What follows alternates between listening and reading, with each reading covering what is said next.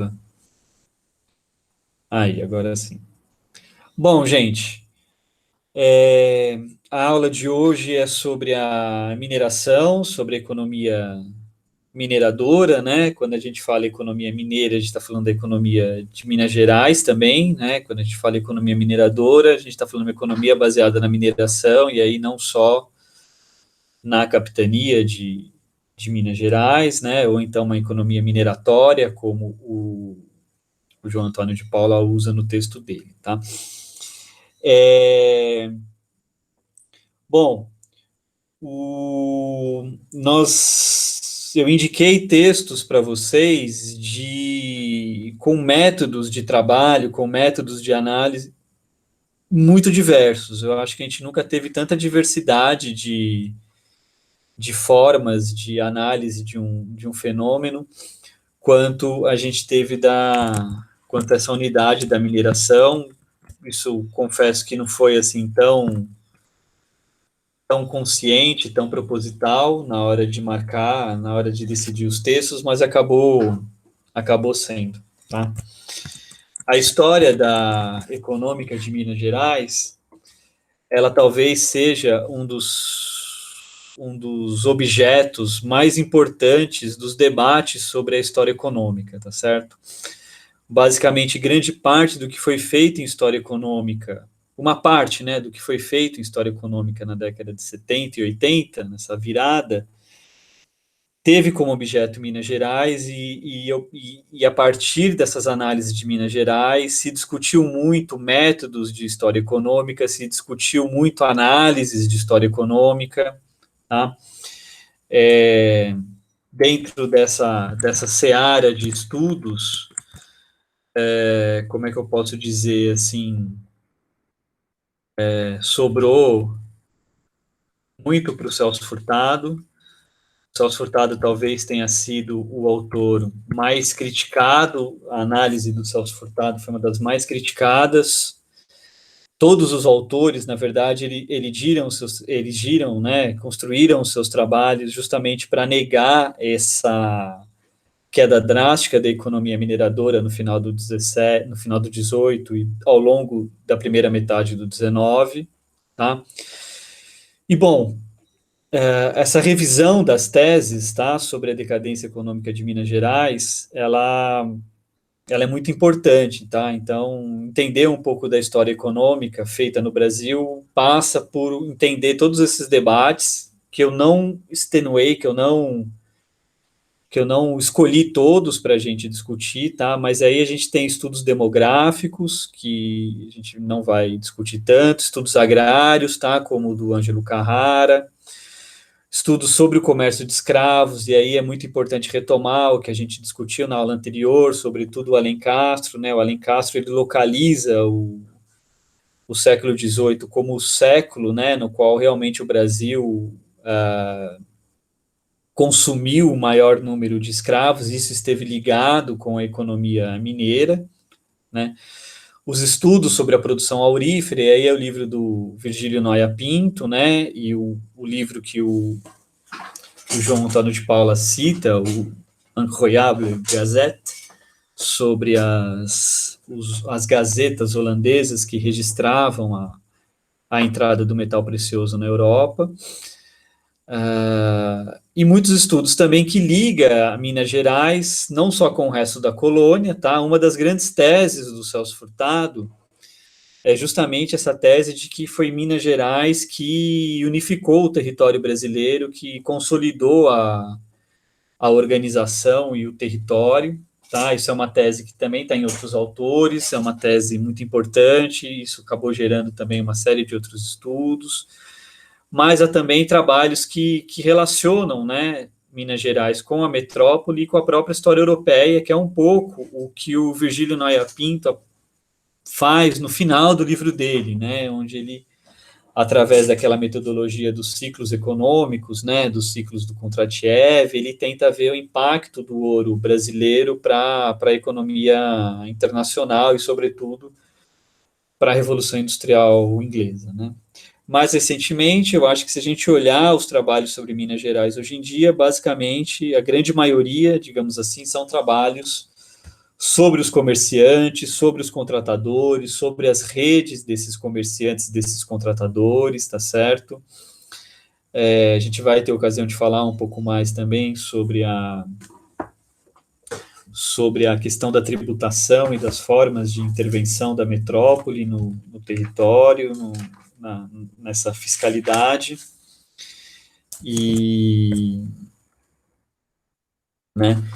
E aí, só retomando um pouco isso, né? Então, o Celso Furtado, junto com o Simons, eles se tornaram os principais alvos, tá, desses autores revisionistas. Tem um deles, que é um antigo professor da UFMG, hoje aposentado, mas que tem uma tese importantíssima sobre Minas Gerais no século XIX.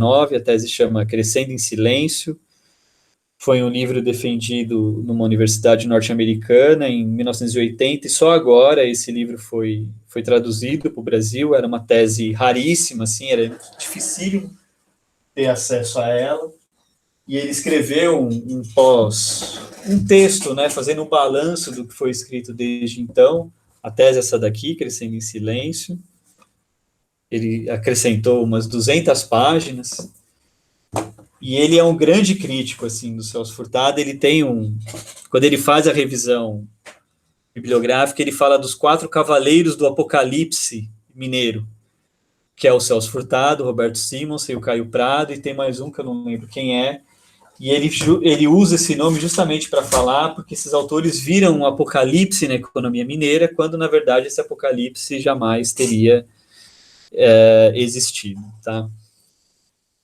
E aí, bom, a gente vai discutir na aula de hoje, então, esse modelo de funcionamento da economia do Celso Furtado, e eu vou aproveitar para discutir um pouco mais o próprio modelo de explicação do Celso Furtado, tentando fazer uma série de analogias também com a economia açucareira, e isso aí vai ajudar a gente depois a entender a grande interpretação sobre a economia cafeeira que o Celso Furtado vai propor ao longo do livro, tá? A gente vai ver também o modelo do Ângelo Carrara, esse modelo agrário, a interpretação do João Antônio de Paula, e finalmente discutir um pouco o Virgílio Noia Pinto, essa inserção que ele faz da economia mundial, tá certo? Mas, enfim, antes da gente seguir, eu queria ouvir a impressão de vocês sobre os textos, quais que vocês conseguiram ler com mais calma, o que vocês tiraram aí dessa diversidade muito ampla de métodos de análise sobre a economia mineira. Professor, só pontuar um negócio rapidinho, que o Adalberto mandou mensagem e pediu para avisar o senhor que ele tá meio mal hoje, daí ele não vai conseguir assistir a aula. Tá bom. Teve um problema, parece que comeu alguma coisa, ficou meio ruim lá. Uhum. Então, professor, daí os textos eu achei realmente essa questão da diferença, né? É interessante quando pega um texto, um autor clássico, assim, né? Isso acontece muito com outros autores também, quando a gente lê autores, assim, muito grandes, né? Celso Furtado, o Sérgio Buarque, Gilberto Freire, essa turma toda, assim, que é mais, assim, porque geralmente eles são um paradigma, né? Então, assim, todo serve Uhum. ou para endossar, muitas vezes eles apanham bastante também, né? Costuma acontecer isso. Então, é Uhum. interessante ver nos outros modelos, né? Mas agora uma afirmação que ele tem no livro dele, que sempre marcou muito, e agora eu não lembro qual deles aí que ele vai analisar também, que é o Tratado de Mantuan, né? A importância que tem, como é que o ouro, né? Essa exploração do ouro que Portugal faz aqui, também serve depois para acabar até transferindo o grande centro financeiro da Europa, de Amsterdã, para Londres, né? Acaba formando, escoando, né? Aquela produção, né? Então, para compensar aquele desequilíbrio que existiu nesse tratado, acaba que boa parte do ouro se localiza lá nos bancos de Londres, né? Então, essa afirmação eu acho uma tese bem forte dele, assim, que eu acho que sempre marcou bastante. Então, lendo novamente, eu achei bem bacana. Uma coisa que eu acho legal no texto do Carrara é justamente como é que ele vai analisando outros pontos, né, da economia mineira. Que a gente pensa mineração e tal, mas geralmente a gente esquece outros núcleos do estado, né? Por exemplo, sul de Minas, né? Então ele vai falar de Pouso Alegre, ele falou de Campanha, ele falou de Itajubá, né? Todas aqui cidades próximas, inclusive hoje em dia.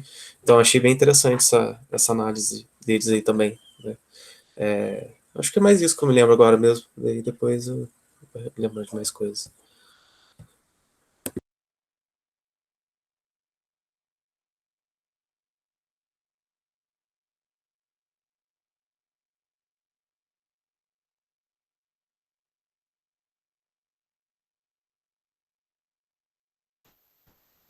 Pode falar, professor? Pode. Eu desliguei meu microfone, eu já falei aqui, não, vocês não viram.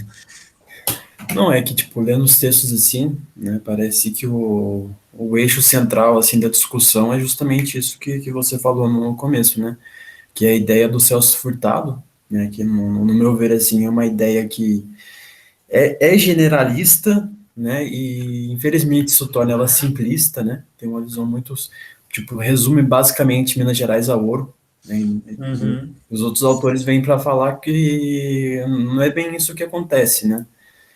E, na minha opinião, assim, é o autor dos outros três que mais conseguiu debater com essa questão foi o João Antônio Paulo, né? Ele mostra até de forma detalhada, assim, como que a economia no começo do século XIX e até mesmo, né, simultaneamente com o ouro, era pluralista, plural nesse sentido, né? Uhum. Travou a língua aqui. É E, feio. depois tem o texto do Carrara, que é um texto que ele volta bastante para a questão do ouro também, né? Ele tenta entender bastante o ouro como metal, o ouro como moeda, ele vai bastante nesse sentido, e ele também, de certa Uhum. forma, ele, ele fala do escravismo, né? Ele aborda também o escravismo, ele faz a conta lá do dízimo, né? E tenta fazer várias suposições. E, por fim, tem o texto do Noé Pinto, né? Que eu acho que também, depois do texto do Paulo, é um dos melhores, né? Na minha opinião, né? Porque ele não fala só de Minas Gerais, né? Ele também trata da Bahia e ele trata dessa. Ele fala das conexões que tinha, né, Minas Gerais, tanto com as outras regiões, né? Como Bahia, São Paulo. Ele fala bastante também da questão dos bandeirantes. E depois, no fim, ele fala da relação do ouro mineiro com a coroa portuguesa e com a Inglaterra, né? Ele consegue ser bastante dinâmico nesse ponto de geoeconômico, né? Uhum. Eu acho que essa foi a leitura, assim, geralzona que eu tive dos textos. Legal, Danilo. E parabéns por ter conseguido ler todos.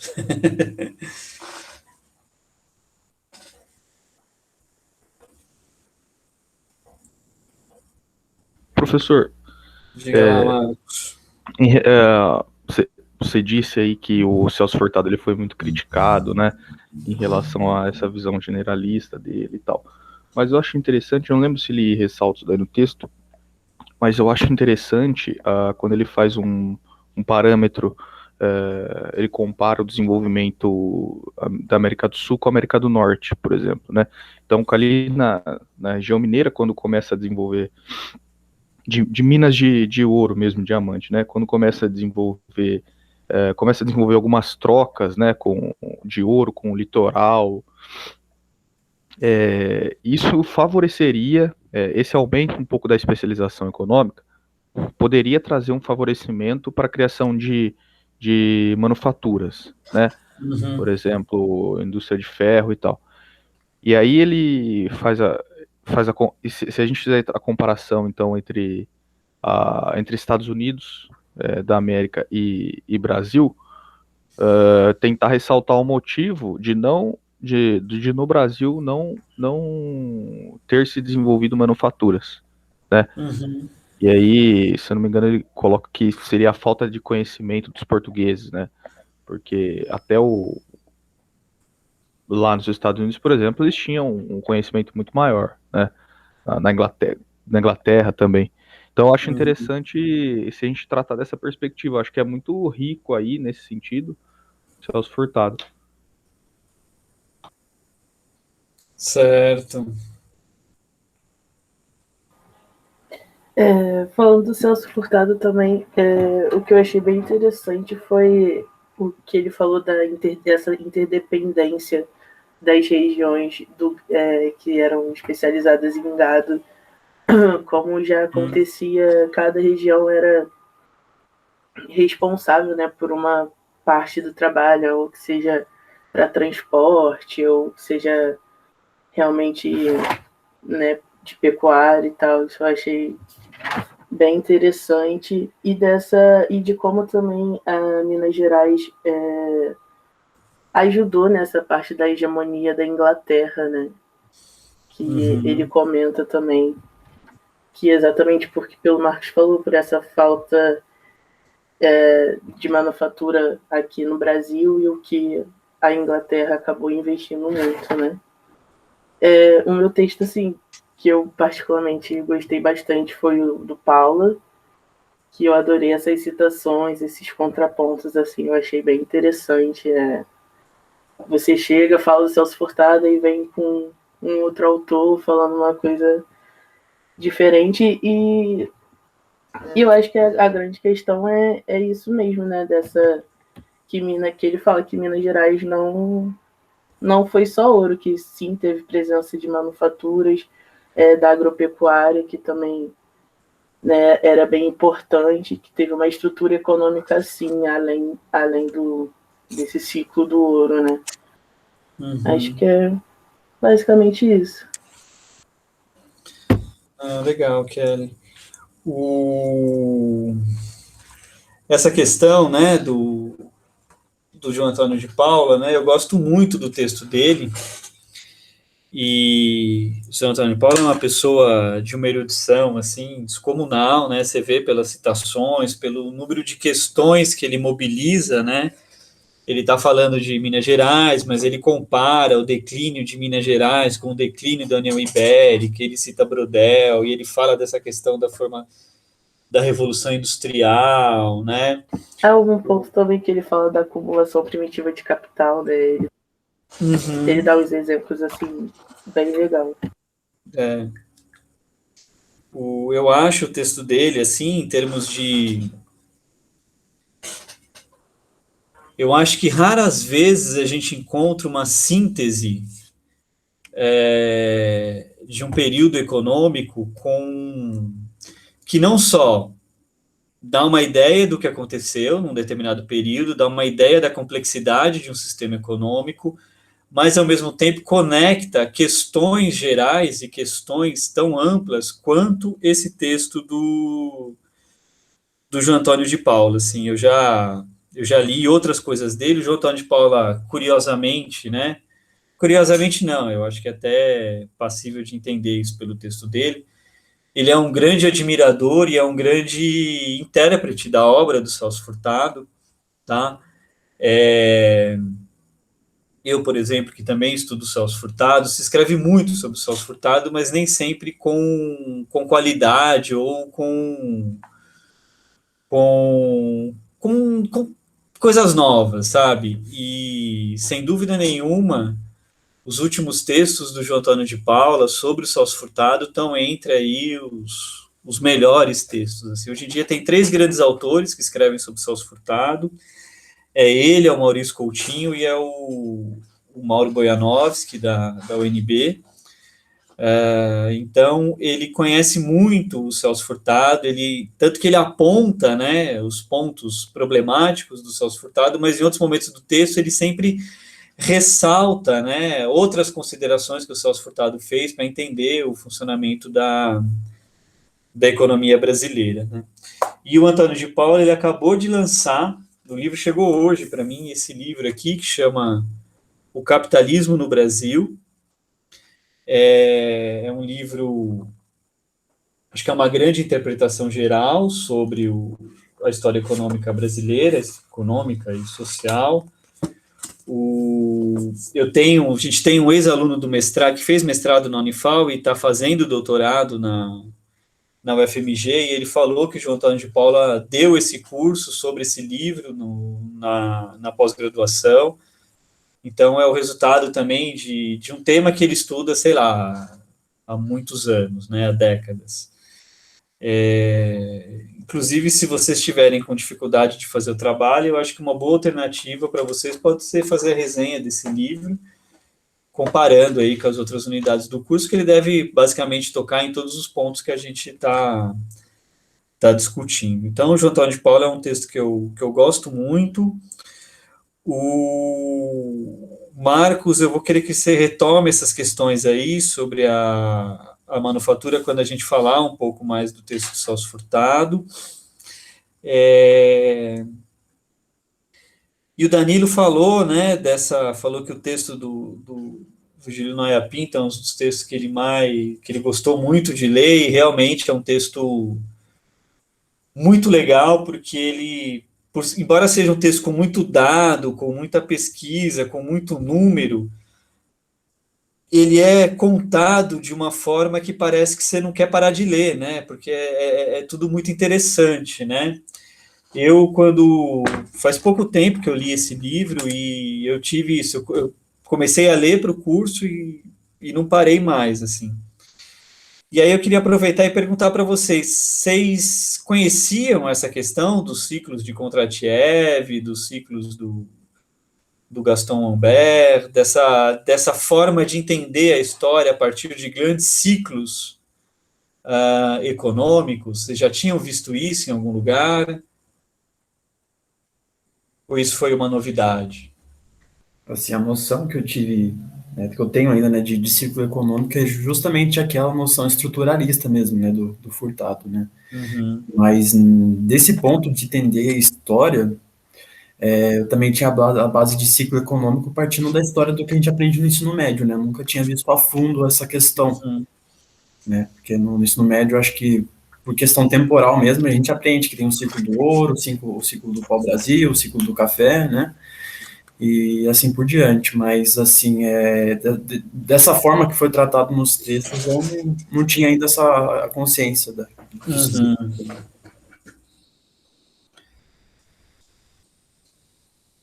Alguém mais já tinha visto isso? Achou muito estranho?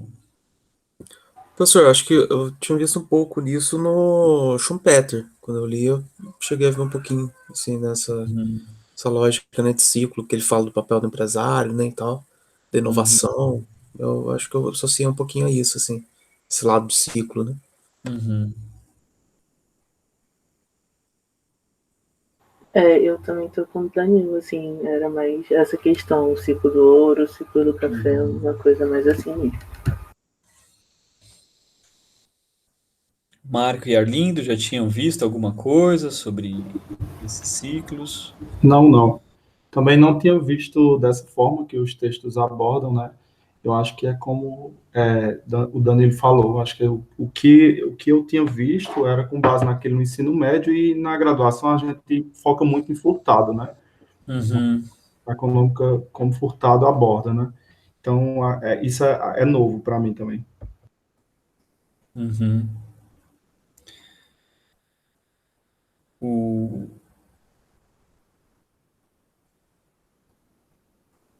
O Jean, ele acertou, ele fez uma boa referência ao Schumpeter, tá? Porque, na verdade, o Kondratiev era um economista russo que ficou meio esquecido. Os textos dele ficaram perdidos, e foi o Schumpeter que descobriu esses textos e traduziu e divulgou essa noção de ciclo econômico no Ocidente, tá? E ele usou bastante essa noção do ciclo de negócio, né, o business cycle, que ele usa. Agora, muito interessante, né, vocês falarem, não conheço essa visão, eu conheço a noção dos ciclos, como está no Furtado, porque a gente estudou na graduação, etc. Vocês poderiam me dizer, assim, se tem uma diferença entre essas visões de ciclo? Você fala quais visões de ciclo? A do Furtado e A qual? do Furtado e essas do Kondratiev, ou aqueles grandes ciclos que ele atribui ao Humbert, o ciclo mercantilista, o ciclo capitalista. Ué, se for pensar bem, a ideia de ciclo ela é bem geral, né? Então pode ser que ela, tipo, o Furtado não especifica assim, o ciclo acontece de tal forma. Tipo, o ciclo é sempre quando a gente tem o começo, né, o ápice e o fim, né? Então acho que pode englobar esse pensamento, sim, né? Partindo desse ponto metodológico de como funciona um ciclo, né? Só para a gente, né, ter um pouco. Depois a gente pode discutir isso mais para frente, né? Mas só para a gente, digamos assim, o ciclo do Kondratiev, tá? Eu tenho ele aqui, se não me engano. Ele é um ciclo... Peraí, gente. Eu não inseri aqui no slide da aula. O ciclo do Kondratiev, ele é um ciclo típico, seja da formação ou seja da expansão do sistema capitalista, tá? O ciclo do Kondratiev, ele está olhando o fluxo dos investimentos a nível, digamos, mais geral, tá? Então, a gente não pode pensar esse ciclo como um ciclo semelhante ao do Furtado, porque o ciclo do Furtado é um ciclo de exportação, é um ciclo de algum produto de exportação. E os ciclos que o Virgílio Noia Pinto trabalha, eles são, que na verdade vem do Kondratiev, tá? Eles são ciclos típicos de uma economia a princípio capitalista, tanto que eles começam, tá, no século XVIII, não tem antes, né? Então ele tem um período aí de ascensão, uma crise, uma nova ascensão, e os ciclos do Ambert, né, esse longo ciclo da economia medieval, os movimentos seculares, né, o ciclo mercantilista e o ciclo capitalista, eles também são ciclos econômicos baseados em padrões variáveis muito mais amplas, tá certo? Então, o que determina o auge e o declínio de um ciclo são movimentos demográficos, são movimentos tecnológicos, tá certo? São movimentos políticos também, tá? Então, a gente não poderia, né, vocês não falaram isso, claro, mas assim, a gente não poderia usar o Kondratiev para estudar, por exemplo, a economia açucareira no século XVI, tá? Porque é uma lógica de funcionamento ainda pré-capitalista, tá certo? A questão dos investimentos, a questão de trabalho assalariado, a questão do empresário, das inovações tecnológicas, elas não seriam tão determinantes para o movimento cíclico, tá certo? Como o que levou o Kondratiev justamente a estabelecer essas curvas, esses movimentos, tá certo? Então, embora todos possam ser considerados ciclos, né, os ciclos econômicos, eles têm diversas teorizações, tá? E essa do Kondratiev é uma teorização que funciona muito bem para o período capitalista, mas não funcionaria para os outros, tá certo? Deixa eu ver o que mais que vocês colocaram aqui. Eu acho que os outros pontos a gente vai vendo ao longo do texto, tá? Mas eu queria só perguntar mais uma coisa para vocês, assim. Do texto do João Antônio de Paula, se vocês fossem resumir, assim, qual que é a preocupação principal do texto do João Antônio de Paula, o que vocês diriam? Qual que é a grande pergunta que o João Antônio de Paula faz no texto dele? Porque aí a gente retoma isso mais no final também.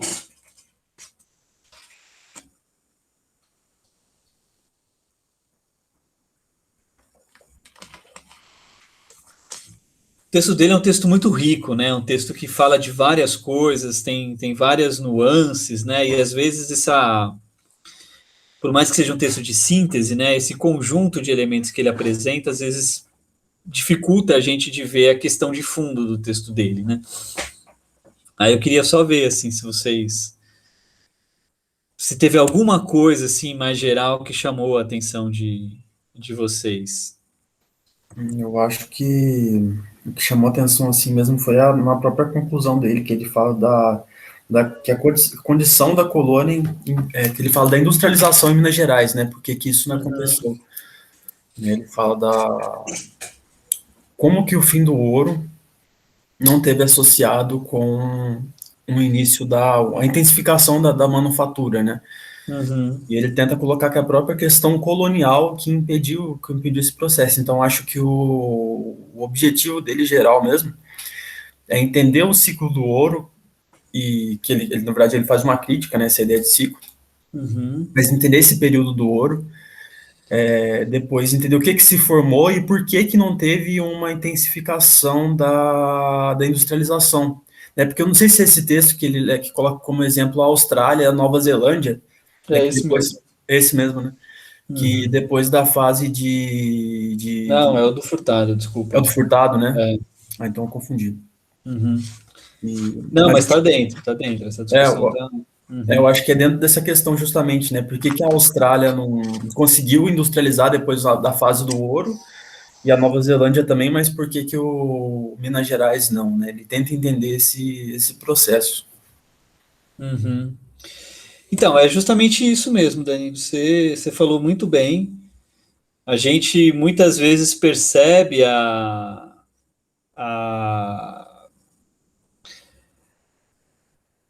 a genialidade, né, de um autor, né? A gente fala muito isso em história, né? Às vezes não é tanto pelo trabalho em si, mas é pelas perguntas que o autor consegue levantar sobre um determinado problema. E esse texto de João Antônio de Paula eu acho sensacional justamente por causa disso, tá? Que outros autores não fizeram essa pergunta, talvez de uma forma explícita, né? Porque tudo bem, se o Furtado é criticado por não ter visto formação de manufatura, se não ter visto formação de mercado interno e etc., né? E se teve mercado interno, e se teve manufatura, e se teve agropecuária, o passo seguinte, né, é a mesma coisa lá do quando a gente discutiu a mineração. Por que que isso não gerou uma modernização econômica? Porque isso não gerou uma passagem para o capitalismo também, tá? Né? E é justamente essa pergunta que o João Antônio de Paula faz, né? Que ele coloca, ele formula assim muito bem. Ele fala, olha, Minas Gerais, ele é pioneiro na modernidade, é o primeiro momento urbano, né, do Brasil, fora do litoral, é o primeiro momento de mercado interno, é o primeiro momento de diversificação das atividades produtivas, é um primeiro momento de um impulso interno de crescimento ou de movimento econômico, tá certo?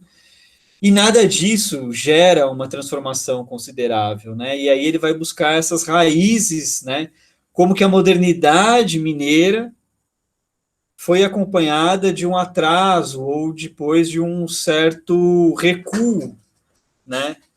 Então essa questão ela para mim eu acho ela crucial e a beleza desse texto do João Antônio de Paula tá justamente nisso, em ter formulado essa questão e a resposta que ele faz comparando a decadência do Império Espanhol, isso é muito legal, sabe?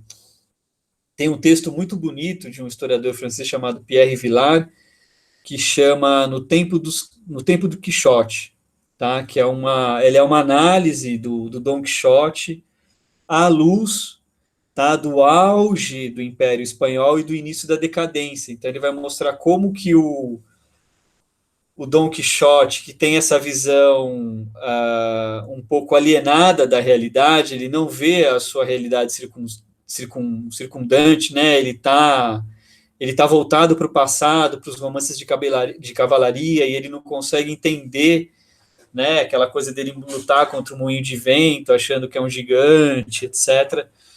Isso é o reflexo do Império Espanhol nesse momento de crise do auge minerador, né, na América, né, esse império que cresceu muito, mas que agora não está conseguindo identificar os seus problemas para solucioná-los.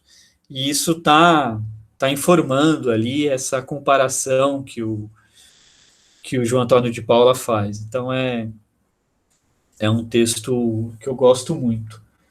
Eu anotei aqui tudo que vocês falaram, a gente vai discutindo isso ao longo do texto, né?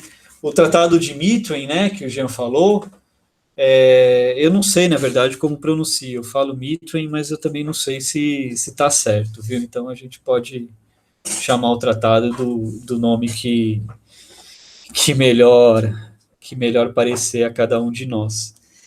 Ele é um tratado muito importante, tá? Inclusive o David Ricardo, né, o grande economista político lá do século XIX, ele usa esse tratado como um exemplo na obra dele, justamente para justificar a divisão internacional do trabalho e a especialização produtiva, né? Ele vai usar que esse tratado é um bom exemplo de que Portugal não deveria ter produzido manufaturas, deveria comprar as manufaturas inglesas, e a Inglaterra não deveria também produzir vinhos, devia comprar os vinhos portugueses, né? O que ele não fala é que isso resultou na riqueza da Inglaterra e no empobrecimento de Portugal, e não uma uma maximização do excedente para as duas nações, né?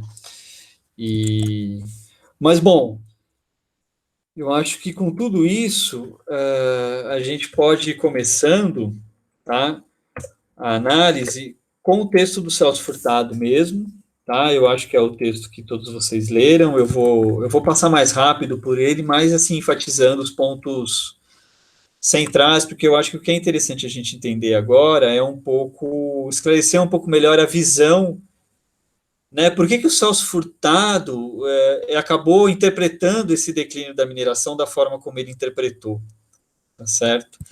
E ver se tem aí algum fundamento por trás disso tudo.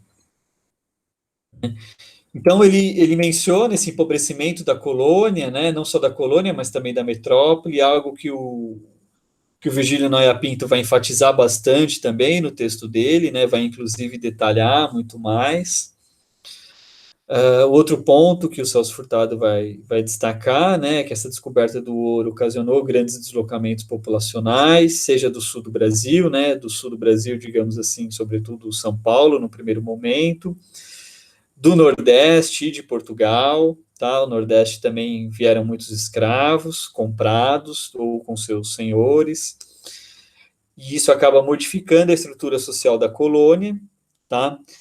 E aqui a gente precisa comparar com o sistema da economia açucareira do Celso Furtado, tá? Porque no açúcar a gente tem grandes propriedades monocultoras, né, com trabalho escravo, e uma polarização muito forte entre os senhores e os escravos, e uma grande concentração de escravos em cada engenho, né? E na mineração a gente tem um perfil demográfico diferente, porque a mineração ela é aberta, tá? Então ela permite a entrada, não, né, em termos de microeconomia, né, não existiriam barreiras à entrada a novos produtores, a novos concorrentes, enquanto na economia açucareira seria necessário grandes recursos, né, grande volume de capital para você entrar nessa empresa, seja para comprar um engenho, seja para obter as terras e plantar cana, né? A gente viu que fundamental para os plantadores de cana eram os escravos, né, e aí uma média de 20 escravos por fazenda de cana. Nada disso era tão necessário, era um pré-requisito, né, na economia açucareira, então na economia mineradora, então era uma economia mais aberta, né? Ele coloca aí o salto populacional de 3 mil pessoas na colônia em 1700, vai chegar a 3 milhões no século XVIII. Né, ele vai reproduzir, né, esse modelo microeconômico, assim como ele fez na economia açucareira, ele também vai fazer esse modelo microeconômico da empresa mineradora, né? Então, era uma economia baseada no trabalho escravo, no qual os escravos nunca chegaram, né, à maioria da população. Era uma atividade atrativa, portanto, para homens com poucos recursos e perspectivas de ascensão, né? Encontrando ouro, você conseguia mudar o seu status social.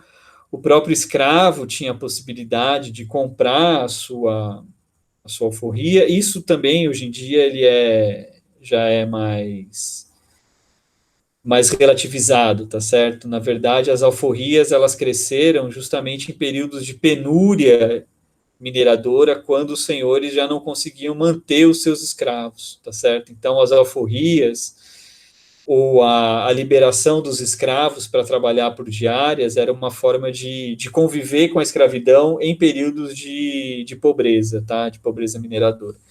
Quem discute isso muito bem é a Laura de Melo e Souza, num livro que chama Os Desclassificados do Ouro. Mas além dessa mobilidade social dos agentes, a gente tem também a mobilidade da empresa, né? Então, enquanto o engenho ele era fixo, né, a empresa açucareira, a empresa mineradora, ela ia se movimentando no espaço, né? Tão logo algumas jazidas eram esgotadas, toda a população se deslocava, né, procurando outros rios, outros aluviões. Então, ela criou centros urbanos, mas muitos desses centros urbanos acabaram entrando em decadência, né? Não todos, tá? Muitos permaneceram. E ele vai falar, o limite para entrar na mineração era o próprio trabalhador. Mesmo você sem escravo nenhum, se você quisesse, se dispusesse, você podia entrar nessa atividade, né? Muito ao contrário da economia açucareira, que oferecia uma série de barreiras para uma pessoa pobre entrar nessa atividade. Aqui a importância, né, justamente dessa irradiação econômica de Minas Gerais. Minas Gerais dependia do transporte, e isso fez com que a busca, né, de gado, não só para alimentação, mas também para o transporte, dinamizasse outras atividades, outros setores econômicos, né? Então, a pecuária nordestina, que estaria em decadência, segundo o Celso Furtado, estaria funcionando, né, como subsistência, ela é reativada, ela é deslocada para o sul do país, em direção a Minas Gerais, então há uma nova mercantilização dessa pecuária nordestina, mas também se atrai o gado do sul do país, né? Então, a gente tem aí uma demanda que atinge também o Rio Grande do Sul, depois São Paulo, né? Na verdade, Rio Grande do Sul, Paraná, São Paulo vão criar grandes zonas, né, de feiras de gado, de abastecimento, de engorda do gado, né?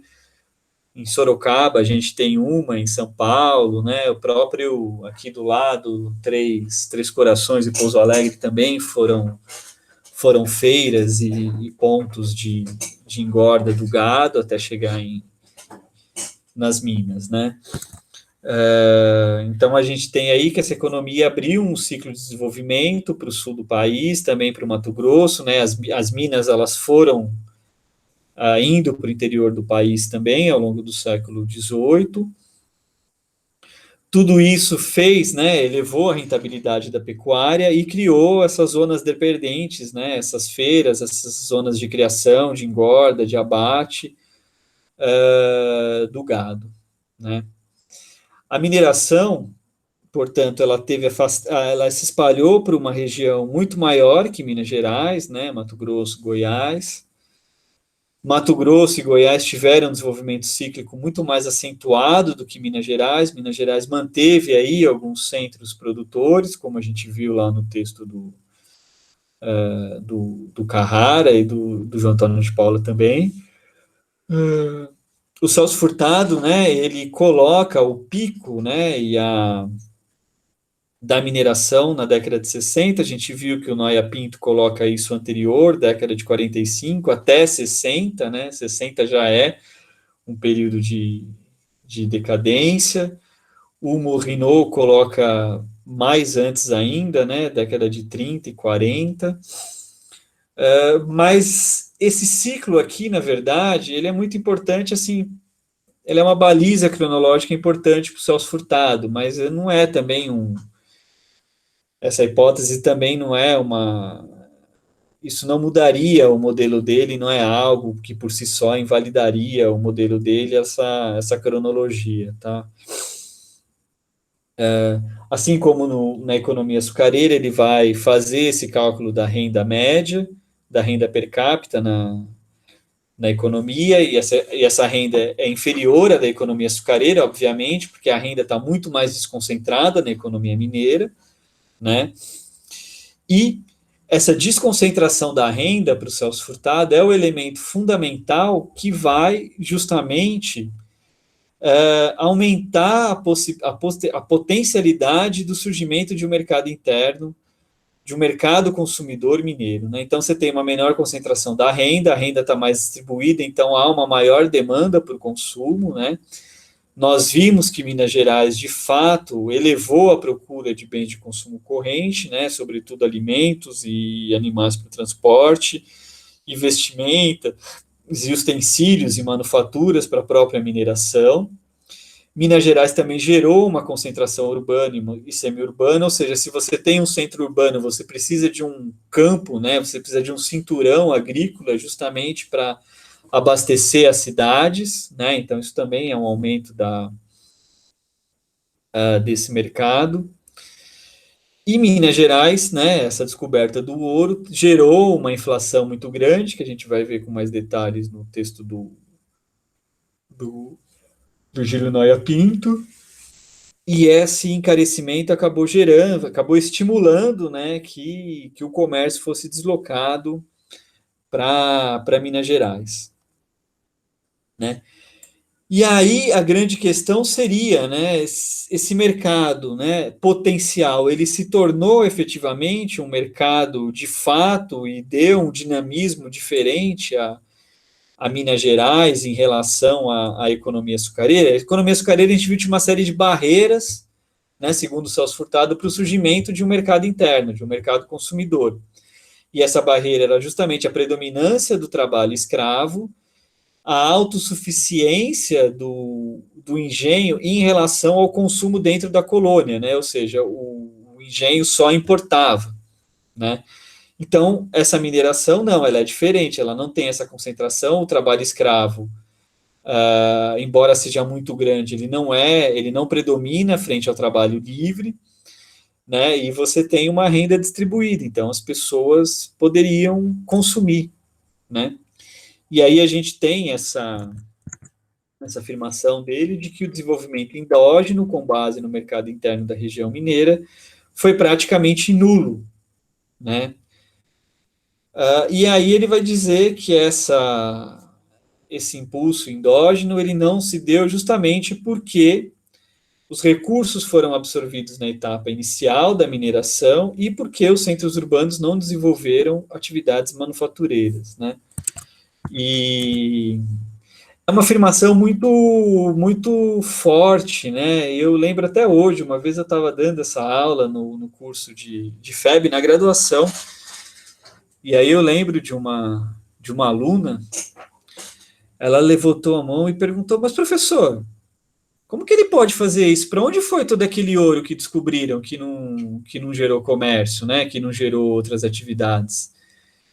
E justamente a pergunta é essa, né? O que teria acontecido, né, para que esse desenvolvimento não se verificasse, né? E por que ele está enfatizando, né, a manufatura, né? Então, por exemplo, se a gente olhar o texto do Carrara não fala em manufatura, né? Ele fala sobretudo em atividades agrícolas, né? Claro que a diferença entre uma atividade agrícola e atividade manufatureira, né, ela é muito tênue, né? Então, a cachaça é manufatura, né? O queijo é manufatura, né? O couro do boi que vira o chapéu lá do cangaceiro é manufatura também, né? Então, embora o Carrara não mencione isso, né, a gente tem que entender que essas duas dimensões, no século XVII, no século XVIII, elas não estão tão separadas, tá certo? A gente pode pensar que fazer queijo não seja manufatura e pense em manufatura, sobretudo, a produção de tecidos, produção de utensílios de ferro, e não é bem assim, né? Então, a gente tem aí essa distinção. Mas o Celso Furtado, ele enfatiza muito a questão das manufaturas, né? E ele dá uma explicação, que é uma explicação extremamente convincente do ponto de vista dos processos econômicos gerais, mas eu acho que pouco convincente do ponto de vista prático, tá? Vou tentar explicar aqui por que eu estou falando isso, né? De fato, Portugal, esse período aí pós 1650, né, depois da expulsão dos holandeses e do início da concorrência antilhana, Portugal teve um período de crise econômica muito forte que se agudizou, que se ampliou na década de 1670 por conta de diversos conflitos também na Europa. Portugal entra em guerra com a Espanha, perde ali a colônia de Sacramento, perde o acesso ao ouro, né, na região da Prata e etc. Então, Portugal estava num período muito difícil e Portugal estava tendo muitos déficits, tá, sobretudo com a Inglaterra. E aí a gente teve a política manufatureira do chamado Conde de Ericeira, tá? Uma espécie de um mercantilista português que estimula as manufaturas em Portugal. E ele consegue realmente, a partir do final do século XVII, Portugal praticamente zerou as suas importações, os seus déficits comerciais com a Inglaterra. Tá? Então, Portugal tinha, de fato, uma indústria manufatureira que estava prosperando, né? E aí a gente tem essa assinatura desse tratado de 1703, que é o Tratado de Methuen, que teria sido um tratado extremamente benéfico para Portugal, justamente por isso, tá? Portugal não estava mais importando tecido, então, aparentemente, esse tratado era uma ótima jogada, porque Portugal não importaria tanto tecido e ainda assim conseguiria colocar os seus vinhos no mercado inglês, tá certo? Tem um autor, o Vitorino Magalhães Godinho, que é um grande historiador português, também aluno do Brodel, assim como o Morro. Na verdade, foi o Godinho que sugeriu ao Morro que o Morro estudasse o século XVII no Atlântico, o comércio de Portugal no Atlântico no século XVII. Ele mostra, num texto dele muito interessante, que, na verdade, esse Tratado de Methuen foi resultado da pressão justamente dos viticultores portugueses que se viram preteridos pela política do Ericeira, que só favoreceu as manufaturas e não estava favorecendo a produção agrícola, né? Então, não foi tão arbitrário assim, você tinha uma série de conflitos dentro de Portugal que sustentaram a assinatura desse tratado, né?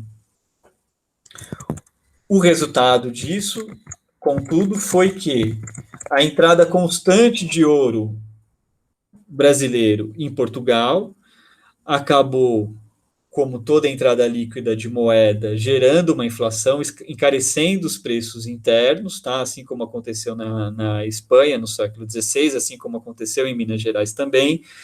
Isso acabou por estimular não a produção interna, mas a importação. Tá? Como tinha uma grande inflação dentro do território, os produtos externos estavam mais baratos, comparativamente, né?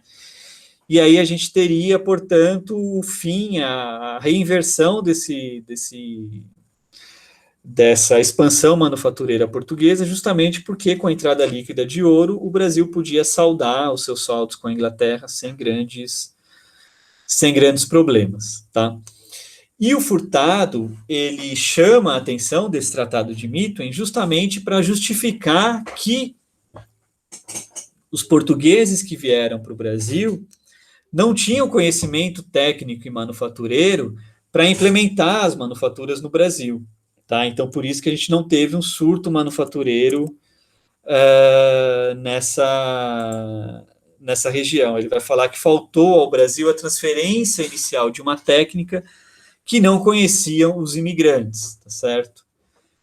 Se a gente for olhar a economia portuguesa, né, eu não tenho esse dado, mas a gente pode, acho que é meio intuitivo, a gente pode pensar que mesmo que a manufatura portuguesa tenha entrado em crise, eu acho que isso não anularia os conhecimentos técnicos para você dizer que os imigrantes que vieram para cá desde 1690 não conheciam nada de manufatura a ponto de não conseguir desenvolver essas atividades, né? E depois, enfim, né, com os outros tempos a gente viu que teve aí um desenvolvimento manufatureiro, sim, né? E aí, para o Celso Furtado, né, essa descoberta do ouro brasileiro teria entorpecido o desenvolvimento manufatureiro de Portugal e, por sua vez, né, transferiu essa demanda por manufaturas da colônia de Portugal para a Inglaterra.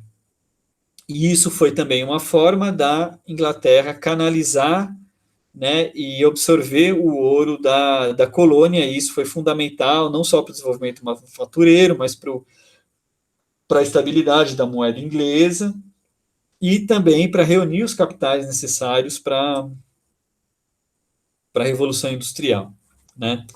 E aí a gente tem um quadro muito semelhante ao que o Celso Furtado apresentou para a economia açucareira, né? Não se havendo criado nas regiões mineiras formas permanentes de atividade econômica, à exceção de alguma agricultura de subsistência, era natural que, com o declínio da produção do ouro, viesse uma rápida e geral decadência. À medida que se reduzia a produção, as maiores empresas iam se desagregando, né? Então, essa aí é a explicação do Celso Furtado. Ele retoma, portanto, essa ideia de uma decadência manufatureira, e, bom, né, essa ausência de ouro, essa ausência da riqueza vai gerar uma baixa reposição de mão de obra, né, não se podia comprar novos escravos, se passa, né, da lavra para a faiscação, ou seja, né, a lavra, eu não sei se algum texto explicou isso, a diferença entre lavra e faiscação e etc. Funcionava mais ou menos assim. Quando um cara descobria uma ouro em algum rio, sobretudo nos rios, ele tinha que informar a intendência das minas, tá? Ele tinha que informar o governo português de que tinha encontrado ouro ali naquela região, tá? Uma vez que ele informava isso, o que o administrador fazia? Ele ia aonde foi encontrado o ouro, dividia essa região em lotes, tá? Esses lotes eram as lavras, tá certo? Dividia em 8, 10, 15 lavras, dependendo ali da extensão, tá? O cara que encontrou, ele tinha direito a uma lavra, tá? Que ele podia escolher aonde, e a uma segunda lavra. A partir de então, as lavras eram distribuídas, tá? Entre os mineradores, segundo um critério muito rígido, tá? O número de escravos, tá?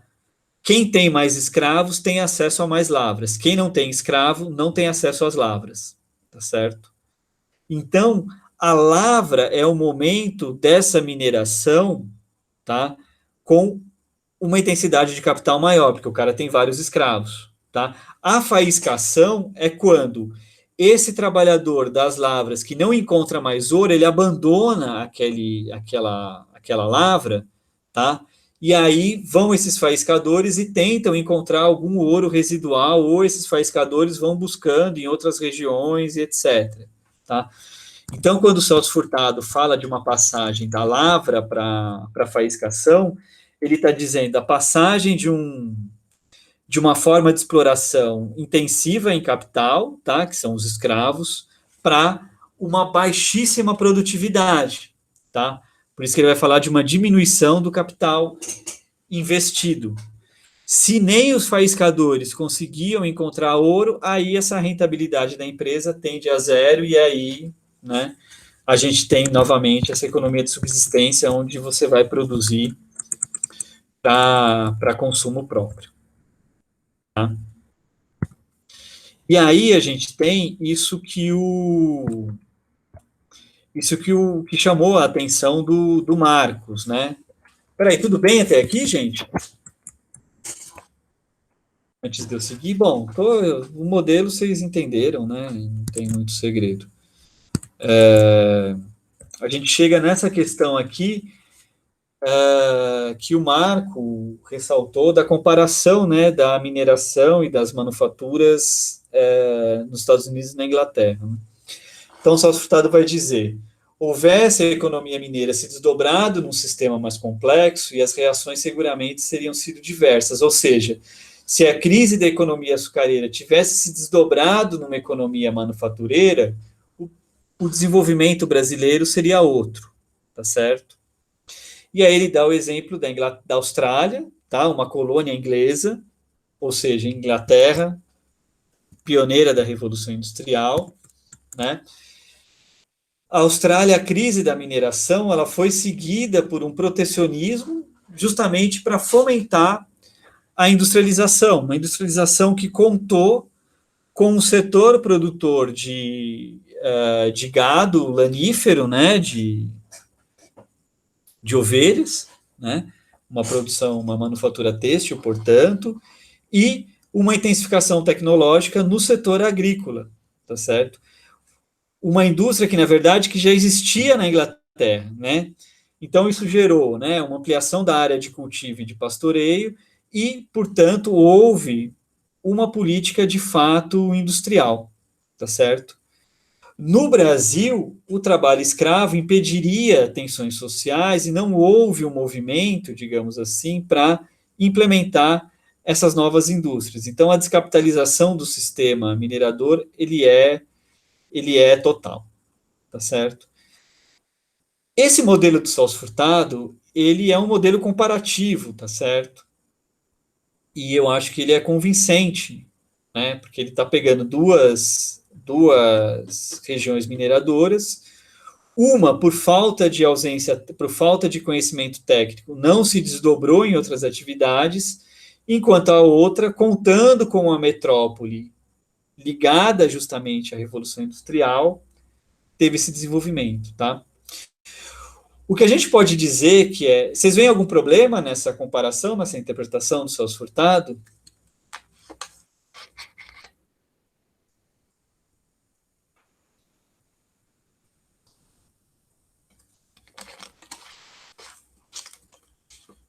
Vocês acham que essa analogia ela pode ser feita? Se eu falo no sentido Sem... de. Se eu falo no sentido de se a Austrália é uma comparação justa, isso? Uhum, Eu acho que sim, por causa da questão colonial, né? Eu penso que essa questão uhum, de colônia é interessante por causa disso, né? Que Estados Unidos, né? Enfim, são países que também têm um passado colonial, então acho que por causa disso fica uma comparação interessante, né? uhum. Bom, pelo menos é a minha visão, né? O que mais que vocês acham, gente?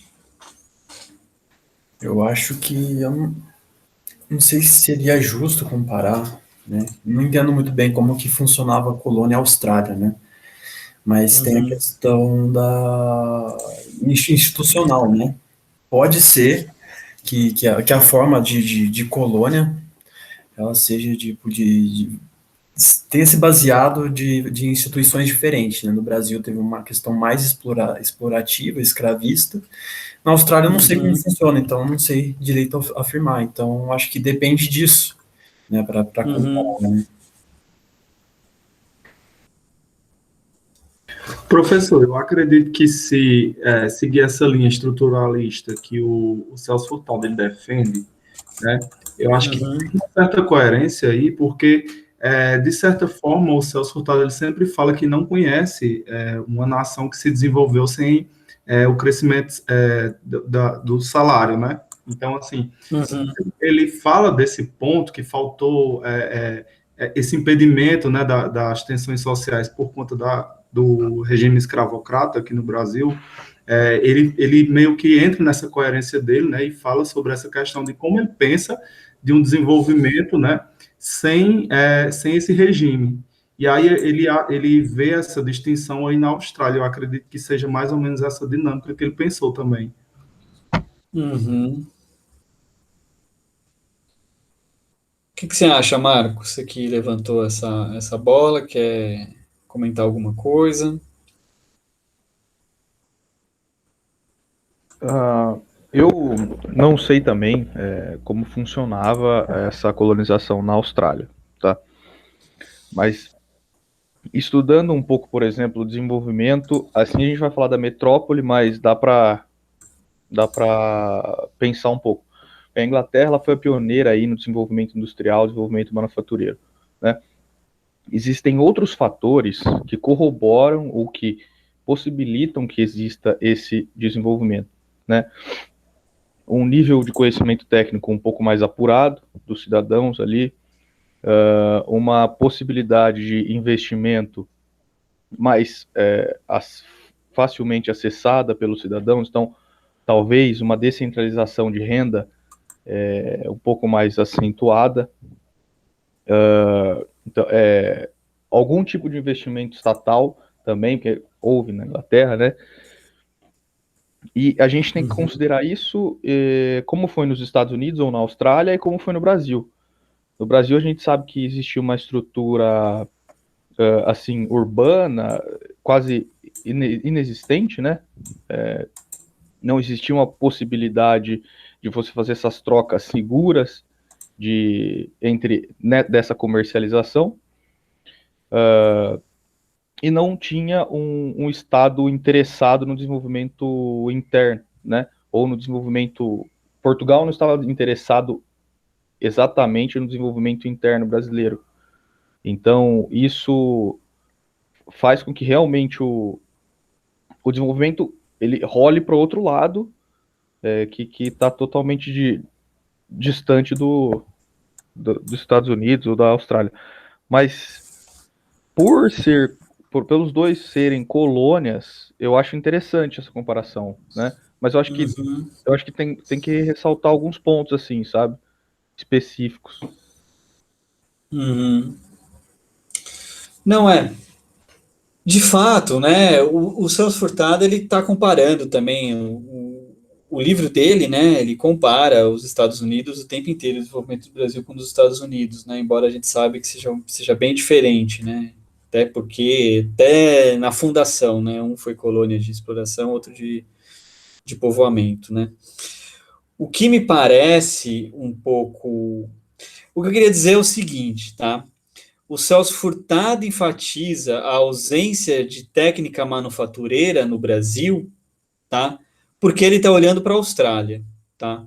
Da onde que ele tirou essa ideia de que a crise da economia mineira foi muito aguda porque faltou conhecimento técnico? Ele está olhando para a Austrália, tá? Ele está dizendo, na Austrália, crise da mineração, teve manufatura, teve política protecionista industrial e a Austrália prosperou. No Brasil não teve, né? Agora, a grande questão é que 1850, tá? A gente já está... A Revolução Industrial já está completa, a primeira Revolução Industrial, tá? Ela não só está no setor têxtil, mas ela já está no setor de bens de produção, ferro e aço, tá certo? A mineração na Austrália não foi uma mineração de beira de rio, tá? Foi uma mineração muito intensiva em tecnologia, tá? Então não é que se transferiu tecnologia após a crise da mineração, a própria mineração já pressupunha um elevado nível tecnológico que quem detinha era a única nação industrial da época, que era a Inglaterra, tá certo? Então eu acho que isso é uma questão que a gente precisa observar, que é a temporalidade, tá? O Celso Furtado ele está comparando a ausência de manufaturas, tá? Quando praticamente a manufatura estava se desenvolvendo, tá? A gente está falando do começo do século, da segunda metade do século XVIII, tá? E a gente está falando, quando ele fala da Austrália, 1850, né? E aí já é revolução industrial a todo vapor, tá? Então eu acho que esse é um ponto que a gente precisa entender, mas o fato dele mencionar a Austrália, tá? Foi justamente por isso, para mostrar, a explicar a crise nas Minas Gerais após a mineração, por esse fator que foi a ausência de manufatura, tá certo? Então, a gente tem aí um atrofiamento, uma regressão às atividades de subsistência, né? Tudo isso vocês viram no texto. Aqui eu fiz uma tabela um pouco comparando a mineração e a economia açucareira, tá? Onde a gente teve diferenças, mas eu não vou entrar nisso agora não, porque senão a gente se estende muito, tá? Mas o que eu queria discutir agora com vocês, né, era um pouco, apesar dessa comparação com a Austrália, o Celso Furtado, né, ele é um autor lá ligado ao estruturalismo, a CEPAL e etc., né, ele constrói esses modelos dos sistemas econômicos, tá, ele tem uma teoria do desenvolvimento econômico na cabeça, tá certo? E é um pouco isso que eu queria discutir com vocês agora, para a gente também conseguir entender melhor os textos dele, que a gente já leu, e os que a gente vai ler depois, tá? Então, assim, só para a gente, digamos, fazer uma síntese, né? Na mineração, o Celso Furtado está enfatizando a importância da mão de obra livre, né? Os imigrantes portugueses, os faiscadores, os escravos libertos, essa diferença social e das ocupações. Ele enfatiza também como a mineração dependia, né, do fornecimento de todos os seus insumos, né, alimentos, transportes, serviços, a importância dos pagamentos em ouros, né, que definem novos fluxos de renda e que geram uma desconcentração da riqueza, né, Minas Gerais com uma menor porcentagem de importação em relação à renda, se comparado lá com a economia açucareira. Então, tudo isso gerou um impulso de mercado, né, para um mercado interno, né? E aí a grande questão é como esse mercado interno, esse impulso vai se transformar, na verdade, não no desenvolvimento de um mercado interno, mas no maior caso de involução rápida e tão completa de um sistema econômico constituído por população, principalmente de origem europeia, né? Então, só para a gente entender melhor isso, né? A gente tem uma diversificação social, coexistência de trabalho livre e escravo, desconcentração da renda, ativação de núcleos fornecedores, a empresa mineradora ela não é autossuficiente, então ela ativa a pecuária, os transportes e os alimentos, a produção de alimentos no entorno, ela monetiza a economia, então sairia-se de uma economia de subsistência, onde se consome o que se produz, para uma economia monetária, e a gente tem também o surgimento de uma economia urbana, e, portanto, a admissão de uma razoável diferenciação de ocupações. Muito bem, esse mercado interno declina, né, para a subsistência após a exaustão das minas, né, e aí o Celso Furtado retoma essa questão de um fracasso do desenvolvimento manufatureiro. Porque para ele, usando esse exemplo da Austrália, a manufatura seria o desdobramento natural das transações monetárias e do multiplicador numa economia de trabalho livre, tá certo? Agora, né, vamos tentar entender um pouco melhor esses modelos do Celso Furtado, né? O Celso Furtado ele trabalha com uma distinção entre economia monetária e economia de subsistência, né? E retomando, né, uma outra coisa do Celso Furtado, que é o multiplicador keynesiano, ele vai falar, as transações monetárias e os salários dinamizam qualquer atividade econômica, tá certo?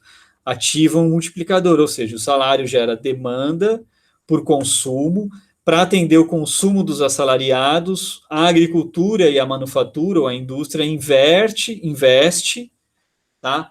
Para atender essa demanda, ao investir, elas contratam trabalhadores, portanto, aumentam a massa de salário, esse aumento da massa de salário vai gerar nova demanda para o setor produtor de alimentos, para o setor de manufaturas, que vai encomendar também mais manufaturas para outros setores, e aí a economia vai prosperar, vai entrar num caminho de desenvolvimento econômico, tá certo? Na economia açucareira, esse fluxo de renda ele foi truncado, ele foi barrado pelo trabalho assalariado e a autossuficiência dos engenhos. Então, na economia açucareira, a gente não tem multiplicador. Ao contrário da economia cafeeira, que a gente vai ver, tá? A economia cafeeira consegue implementar o trabalho livre, e aí esse multiplicador, ele funcionaria, tá certo? Essa é a tese que a gente vai ver no restante do livro do Celso Furtado. A economia mineira, ela está numa posição intermediária, porque a gente tem trabalho livre e trabalho escravo, né? A subsistência do escravo, muitas vezes, ela é comprada no período de auge minerador, portanto, o escravo também gera demanda. A gente tem o desenvolvimento das ocupações urbanas, o pagamento de transportes e a circulação monetária, tá? E aí a gente se pergunta por que não houve desenvolvimento das atividades manufatureiras, tá? Para a gente entender essa explicação do Celso Furtado, a gente precisa entender como que funcionava a teoria do desenvolvimento econômico da CEPAL e a teoria do desenvolvimento do Celso Furtado, que, na verdade, já não é tão idêntica à da CEPAL, tá? Mas o que essas teorias do desenvolvimento econômico, digamos, estruturalistas, elas diziam, tá? O desenvolvimento econômico, ele é, acima de tudo, aumentos de produtividade, tá certo? O desenvolvimento ocorre quando eu produzo mais com a mesma quantidade de fatores alocados, tá certo? Muito bem. Como que eu aumento a produtividade? Como que eu tiro uma economia subdesenvolvida e torno ela uma economia subdesenvolvida? Esses aumentos de produtividade, eles poderiam surgir de 3 fontes. Primeira, inovações tecnológicas, tá certo? Segunda, o aumento do preço de algum produto de exportação faria com que os recursos produtivos fossem reorganizados nessa economia colonial ou subdesenvolvida, tá? Isso seria o grande exemplo, por exemplo, da implantação da economia açucareira. Você tinha os índios trabalhando para sua própria subsistência. Quando você tem uma demanda de um produto de exportação, como o açúcar, o que se fez? Se pegou esses índios, transformaram eles em trabalhadores, tá? E começou a se produzir com uma maior produtividade, com um maior nível de renda, embora essa renda fosse concentrada, desculpa, tá? O terceiro fator, seria, digamos, parecido com esse, seria o aproveitamento de recursos ociosos, tá? Então, recursos que estavam em outros setores seriam utilizados para esse setor exportador, e aí você teria também um aumento de produtividade, tá? A teoria do desenvolvimento econômico, ela prevê que economias subdesenvolvidas não desenvolvem tecnologias. Então, as únicas formas de aumento de produtividade seja pelo fator número 2, seja pelo fator número 3, tá certo? Vê se esse modelo não faz sentido para a explicação do Celso Furtado. Acabou a economia açucareira, acabou a economia mineradora, ou seja, isso aqui deixou de funcionar, não tem mais possibilidade de você manter a produção de exportação, tá? Você não tem recursos ociosos para reaproveitar. A única chance dessa economia continuar crescendo seria por inovações tecnológicas. As inovações tecnológicas é justamente o fator que o Celso Furtado utiliza para explicar o não desenvolvimento de Minas Gerais. Tá certo? Minas Gerais não se desenvolveu porque não havia conhecimento de manufatura, não conhecimento técnico para se implementar as manufaturas, tá? Então, no fundo, nessa explicação do Celso Furtado, a gente consegue ver que ela está operacionalizando justamente esse modelo aqui de aumento de produtividade, tá certo? Ou seja, a queda do preço dos produtos primários, que foi o que aconteceu na economia açucareira, ou a exaustão mineradora, representam o quê? Uma perda de produtividade, uma retração da renda per capita e o retorno a economias de subsistência, tá? Então, economias primárias exportadoras, a princípio, elas não teriam fatores internos para elevar o crescimento da produtividade, tá certo? Por isso que a economia cafeeira ela vai ter uma série de peculiaridades que ela vai conseguir impulsionar a passagem de uma economia colonial subdesenvolvida para uma economia em desenvolvimento. Tá claro isso, gente? Não sei se vocês conseguiram perceber, tá? Eu acho que o estranhamento dessa explicação do Celso Furtado, que ele tira, não sei da onde, na verdade, dessa comparação com a economia da Austrália, né? Ele diz que não existiu mercado interno, esse mercado interno não dinamizou a economia porque não teve manufatura. Mas, no fundo, esse mercado interno poderia ter sido dinamizado mesmo sem manufatura, tá? Só com a produção agrícola. Na verdade, é essa a discussão do Ângelo Carrara, tá certo? Mas para o Celso Furtado não faria sentido ele explicar esse desenvolvimento do mercado interno, porque o Celso Furtado sabe que a economia continuou subdesenvolvida no século XIX, tá certo? Então, a busca dessa explicação da ausência de manufatura, ela está sendo informada por esse modelo maior de desenvolvimento econômico, tá certo? Que eu quero que vocês tenham ele em mente, se vocês puderem, reconstituam também a explicação do Celso Furtado para a crise da economia açucareira, tá certo? A economia açucareira cresceu enquanto teve um impulso externo, enquanto teve aqui, ó, o fator número 2. Quando o fator número 2 deixou de existir, não tinha outra saída, tá? A gente também poderia pensar, ora, mas os engenhos açucareiros do Nordeste podiam ter melhorado a sua produtividade, ter incorporado mais tecnologias para fazer concorrência aos engenhos do Atlântico, do Caribe, desculpa, tá certo? Mas essa hipótese não é aventada para o Celso Furtado, tá certo? Porque essas economias não produzem inovações tecnológicas. Inovações tecnológicas é algo típico dos países desenvolvidos, ok? Resultado disso é que essas economias regridem para economias de subsistência. E o que é uma economia de subsistência para o Celso Furtado? É uma produção de não excedentes, é uma economia de baixa, ou melhor, de baixíssima produtividade. O maior exemplo disso é como ele trabalha a pecuária nordestina, que começou uma economia pujante, fornecendo gado para o litoral, mas que depois se torna uma economia de subsistência. E aí a principal imagem dessa economia de subsistência são aquelas fotos que eu mostrei para vocês, daquela fotógrafa, né, que foi lá para os sertões mineiros e baianos e mostrou aqueles cangaceiros, aqueles vaqueiros, na verdade, vestido com couro do boi, né? Ou seja, tudo que se produz é para seu próprio consumo, para sua própria subsistência. Então, essa subsistência, ela gera uma formação de mão de obra excedente, tá? Justamente nesses momentos de desagregação das atividades de exportação, das atividades dinâmicas, né?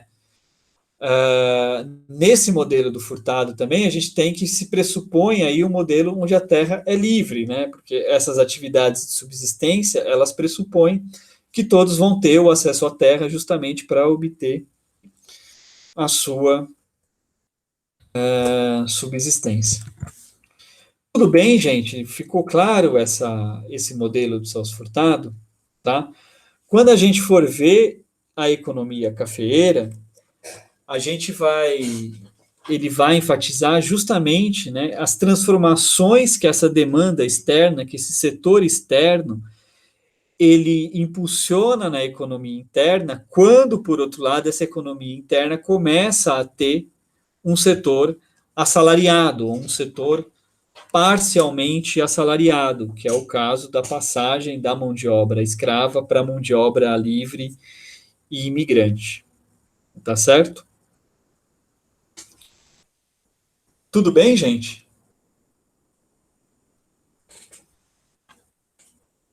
Agora, né, uma outra coisa, né, que a gente precisa considerar. A gente pode dizer, e foi dito, tá, por muitos desses autores que criticaram o Celso Furtado, que o Celso Furtado errou na sua interpretação da economia mineira, justamente porque ele fez uma análise teórica, né, e não uma análise histórica voltada para uma série de evidências, para documentos, etc. De fato, o Celso Furtado, como a gente viu lá para a Economia Açucareira, ele não leu documentos, né? Ele não fez uma pesquisa igual a do Schwartz, lá, de ir lá em Roma e ver né, a contabilidade dos engenhos jesuítas e beneditinos, tá certo?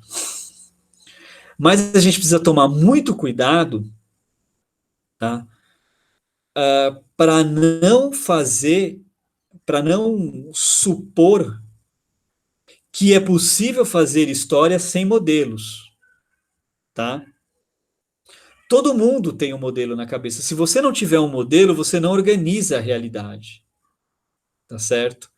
E aí um exemplo que eu acho muito interessante disso é que o Ângelo Carrara, tá, com toda aquela análise minuciosa dos dízimos, dos censos, dos mapas da população que ele faz de diversos distritos, né, de Minas Gerais, ele também está propondo um modelo, tá certo?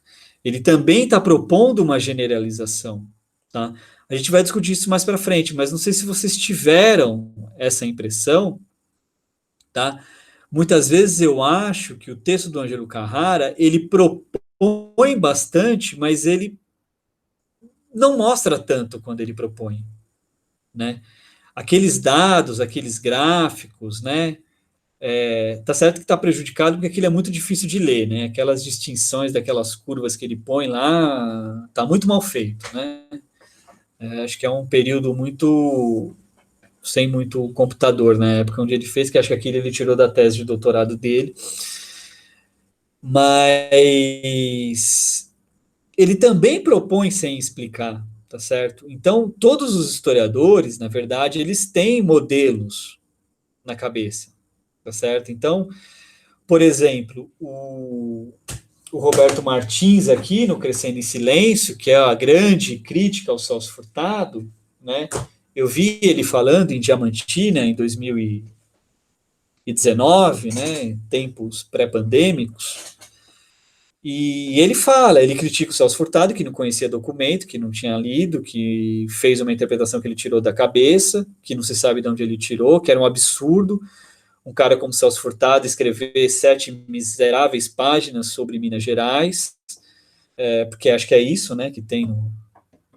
Bom, os capítulos sobre Minas Gerais são muito curtos, né, na Formação Econômica do Brasil. E aí ele vai falar que, na verdade, tem que ter uma análise histórica, que você não pode aplicar um modelo. E aí, pouco tempo depois, nessa mesma fala, ele vai dizer: Minas Gerais se desenvolveu porque se criou um mercado que gerou demanda para os outros setores agrícolas, manufatureiros e pecuaristas se desenvolver, né? Ora, você dizer que o mercado gera demanda, isso também é um modelo teórico, né? Modelo teórico muito baseado na microeconomia, nessa economia do mainstream, mas é um modelo do mesmo jeito, tá certo? O mercado não é uma entidade autônoma, tá? Que sempre vai gerar demanda, né? Então a gente precisa tomar esse cuidado, tá certo? De não pensar que os historiadores eles não trabalham com modelos. Sim, eles trabalham sim com modelos. E o que é importante é que o modelo ele consiga dar conta da realidade. E se a realidade pede modificações desse modelo, né, o historiador tem que fazer, né? O Danilo, por exemplo, eu sei que leu o Dobbs no curso de História Econômica Geral, eu não sei se vocês leram o Maurice Dobbs, né, a evolução do capitalismo, mas o Dobbs é pioneiro do chamado marxismo inglês, de um marxismo heterodoxo, justamente porque o Dobbs, aonde as evidências não corroboravam o modelo do Marx, ele modificou o modelo do Marx, certo? O Dobbs não é um autor, digamos, ortodoxo, tá? Ele é um autor que... E o livro dele impulsionou diversos outros estudos marxistas com essa perspectiva, tá?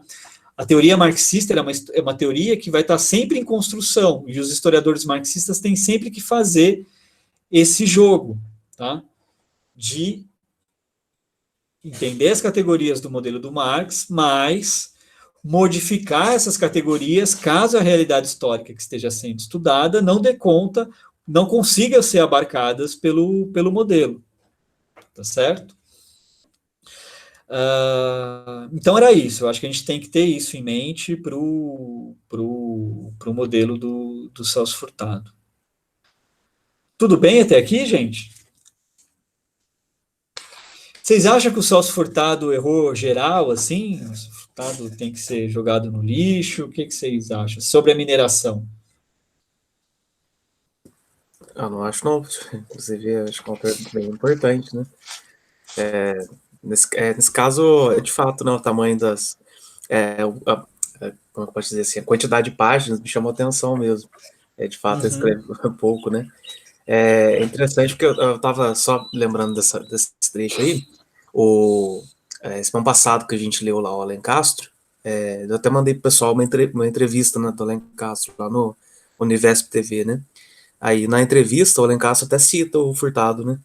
Que ele vai falar da questão da formação do Brasil e tal, né? Explicar as teses dele, né? Que ele fala no livro dele. Aí ele pega e menciona o Furtado, né? Pela questão dessa unidade, né? Que tem ali, né? Que a mineração provoca, né? O Furtado vai tratar dessa questão aí do abastecimento, né? Que o Nordeste promove e o Sul também, né? Promove ali na região mineradora, né? Então é um primeiro ponto. Então, assim, o fato de um intelectual do vulto do Alencastro, né? Mencionar uma obra dessa, acho que mostra um pouco a importância, né?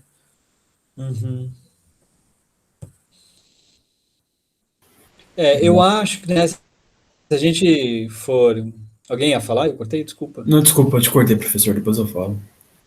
Não, pode falar. O que você tem para falar é mais interessante do que eu tenho, certamente. Não, pode falar, tem. Não, que eu só ia, tipo, complementar o comentário do Gian, né? Tipo, eu também concordo, eu acho que o Furtado, ele tem o valor dele, sabe? E é muito diferente, né? Não sei até que ponto também é justo a gente comparar, né, o livro do Furtado com o livro, por exemplo, do Paulo, por exemplo. Né? Porque o livro do Furtado fala do Brasil inteiro, né? Ele faz uma síntese da formação econômica do país inteiro.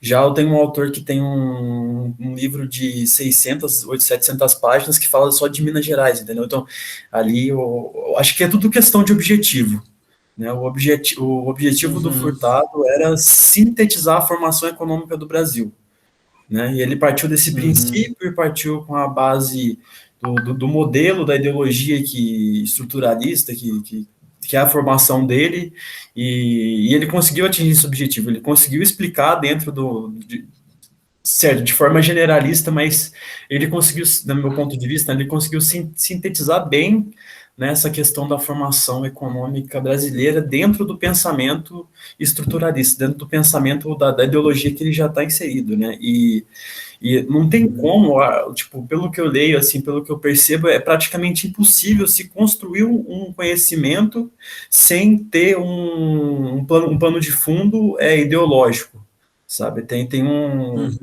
um filósofo marxista que ele fala bastante disso, que é o Zizek, né? E dentro do próprio marxismo é assim que funciona, né? Tipo, a gente tem vários ramos ali, né? E acaba, querendo ou não, chega numa discordância, mas não tem como a gente fugir de uma ideologia, de um modelo, sabe? Então, por isso que eu acho que não dá para desvalorizar a obra do Furtado nesse sentido. Eu acho que essa questão aí que você falou também da ideologia, né, não é só marxista que tem ideologia, né, todos temos, né, todos têm, né, os liberais têm, os socialistas têm, os conservadores, né, é impossível, né, você não ter esses modelos, né. E essa comparação que você falou, né, um cara que tem né, não dá para comparar o texto do Furtado com o livro do Stuart, de 700 páginas, sobre os engenhos de açúcar na Bahia, né, ou o João Antônio de Paula, o Roberto Martins, né, Na academia, né, a gente tem uma coisa que é o seguinte, né, quando você vai fazer o mestrado, né, vocês vão ter que fazer uma revisão bibliográfica, vocês vão ter que justificar lá porque que o trabalho de vocês é importante, e aí, obviamente, vocês vão ter que criticar alguém que já escreveu, justamente para mostrar a validade do seu trabalho, né. Eu acho que muitas vezes se critica. É muito fácil você achar uma frase no Celso Furtado, é muito fácil você achar uma frase no Caio Prado, uma frase no Florestan Fernandes, no Gilberto Freire, que você possa criticar, tá? Porque é isso, eles estão falando de processos muito gerais, tá? Você pode falar, o Celso Furtado está falando, o sistema econômico minerador. Você já pode falar, não existe sistema econômico minerador, porque o pressuposto de um sistema econômico é tal e tal coisa, como também tinha agricultura, então não é muito fácil, tá certo? Só que muitas vezes o resultado disso, isso não vai, você vai construir o trabalho em cima disso, entendeu? Então, uma vez eu fiz uma entrevista essa entrevista nunca saiu, tá guardada, infelizmente, com o Fernando Novaes, e uma vez ele comentou isso, né? Eu fiz a minha obra em cima da obra do Caio Prado, né? E claro que tem pontos ali que eu não concordo com o Caio Prado, mas são pontos laterais. Eu acho que ele falou, eu ganhei muito mais compreendendo a totalidade da obra dele, do Caio Prado, do que criticando uma frase ou uma outra e fazendo uma leitura, digamos, rápida, né? Eu, por exemplo, já li bastante trabalhos que criticam o Celso Furtado nessa seara, né? Inclusive nesse congresso de Criciúma tem um ali que, enfim, que eu acho bem problemático, que no fundo não entendeu a obra do Furtado, sabe? E talvez assim possa parecer para quem está iniciando a trajetória acadêmica, fala, não, eu vou criticar o Furtado, meu trabalho vai ser bom, porque eu estou mostrando uma coisa que o maior economista brasileiro não mostrou, e na verdade, eu acho que isso é muito raro acontecer, né? E o que vale mais, assim, é se aproveitar as visões de conjunto desses autores, a forma de pensar. O Celso Furtado, ele tem uma forma de pensar, o Caio Prado, ele tem uma forma de pensar, de organizar o conhecimento, né? Espero que um dia vocês possam ler também o Formação do Brasil Contemporâneo, ou Gilberto Freire, é um livro extremamente criticado por conta das suas teses racistas, por causa das suas teses raciais, né? Nem raciais, sociais, né? Digamos assim, questão da democracia racial, mas é um livro, assim, a experiência de leitura de Casagrande Senzala é uma experiência arrebatadora, assim, é um livro sensacional, sabe? E eu acho importante ler esses livros, sabe? Então, e mesmo nesses autores que a gente leu hoje, tá? O Ângelo Carrara, por exemplo, ele não critica o Celso Furtado em nenhum momento, tá? O texto dele, na verdade, é a negação do Furtado. Ele precisava criticar, botar trecho do Celso Furtado, como o Fragoso e o Florentino fizeram? Não precisava, entendeu? Porque, enfim, né, é uma forma de lidar com a tradição diferente, né? Agora, a tese do Carrara, em suma, ela critica o Celso Furtado por o Celso Furtado não ter entendido a economia mineira além da mineração. Mas para a mineração, o Celso Furtado está correto, né? O Virgílio Noia Pinto, né, que mostra o crescimento dos dízimos ali, das entradas, das passagens ali no século XVIII, ou seja, indicando outras atividades além da mineração, é só você olhar a curva do dízimo e você vê aquilo que o Celso Furtado falou se corrobora, né? A importância do Celso da economia mineradora para o desenvolvimento da Inglaterra está no Virgílio Noia Pinto numa outra construção teórica, que é justamente pegar ali os ciclos do Kondratiev, né? Então, assim, você falar que o Celso Furtado errou e que esse capítulo sobre a mineração é uma leviandade, né? Eu acho que, no fundo, dá um certo prestígio para quem está falando isso, mostra uma coragem, mas não dá conta da complexidade do modelo do Furtado, né? E bom, gente, eu acho que a gente pode fazer um intervalo e depois a gente retoma com os outros textos, tá? Eu acho que os outros textos provavelmente vou passar mais rápido, e embora tenha bastante coisa legal para a gente discutir. Vamos fazer assim, então? A gente pode voltar umas 4h15, que acho que eu vou precisar de um pouco tempo a mais para fazer umas coisas aqui. Beleza? Então, até daqui a pouco, gente. Vou parar a gravação aqui, depois a gente retoma.